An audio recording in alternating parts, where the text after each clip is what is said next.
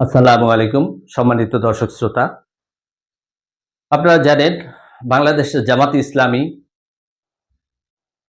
এবং তার সাথে আছে ইসলামী শাসনতন্ত্র। তো এরা একটা কথা প্রচার করতেছেন, তারা বাংলাদেশে ইসলাম কায়েম করবেন, ইসলামিক দেশ বানাবেন। আর তাদের এই কথায় গ্রামের সহজ সরল বা অশিক্ষিত যে মানুষগুলো আছে, যারা খুব একটা ভালো রাজনীতি বুঝে না বা সারা পৃথিবী সম্পর্কে খুব একটা ধারণা নেই, এই শ্রেণীর মানুষগুলো এদের কথায় খুব নাচে, খুব বিশ্বাস করে যে জামাত ইসলাম আসলে অবশ্যই বাংলাদেশটা ইসলামিক দেশ হবে। জামাত ইসলাম যদি আসে তাহলে কোনোদিনও বাংলাদেশটা ইসলামিক দেশ তারা করতে পারবে না, সেই শক্তি বা ক্ষমতা তাদের নেই। এটা বাস্তবতা, মানতে হবে।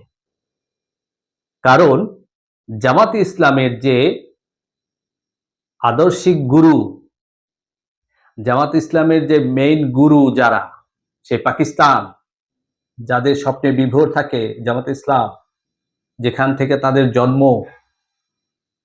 যেখান থেকে তারা বাতাস পায়, সে পাকিস্তানও কিন্তু ইসলামিক দেশ ঘোষণা করতে পারে নাই, ইসলামিক দেশ করতে পারে নাই।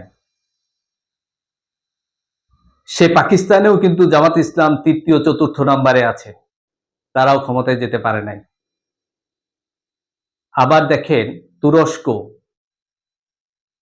সারা পৃথিবীতে 57টা মুসলিম দেশ আছে, সেই 57টা মুসলিম দেশের মধ্যে অত্যন্ত শক্তিশালী, সবচেয়ে বেশি শক্তিশালী হচ্ছে অর্থনৈতিক বা সামরিক দিক থেকে তুরস্ক।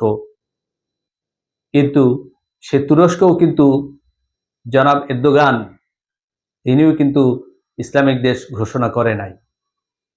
কারণ ইসলামিক দেশ ঘোষণা করা এত সহজ না।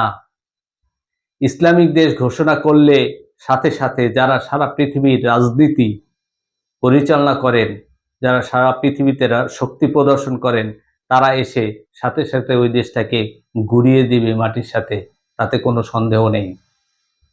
আপনারা দেখেছেন যে মধ্যপ্রাচ্যে আরব বসন্ত তৈরি হয়েছিল, সেখানে এই আরব বসন্ত কারা করিয়েছে এগুলো এখন একেবারেই স্পষ্ট, সবাই জানে। আরব বসন্তের মাধ্যমে খিলাফত তারা কায়েম করবে এই কথা বলেছিল। তারা কিন্তু আরব বসন্ত তৈরিও করে দিয়েছে, খেলাফত তৈরি করার জন্য মানুষকে উদ্বুদ্ধও করেছে।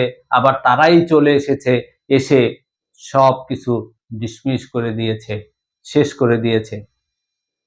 মুসলমানের ভিতরে যত মেধাবী মানুষ ছিল, যত চৌকস মানুষ ছিল, যত সাহসী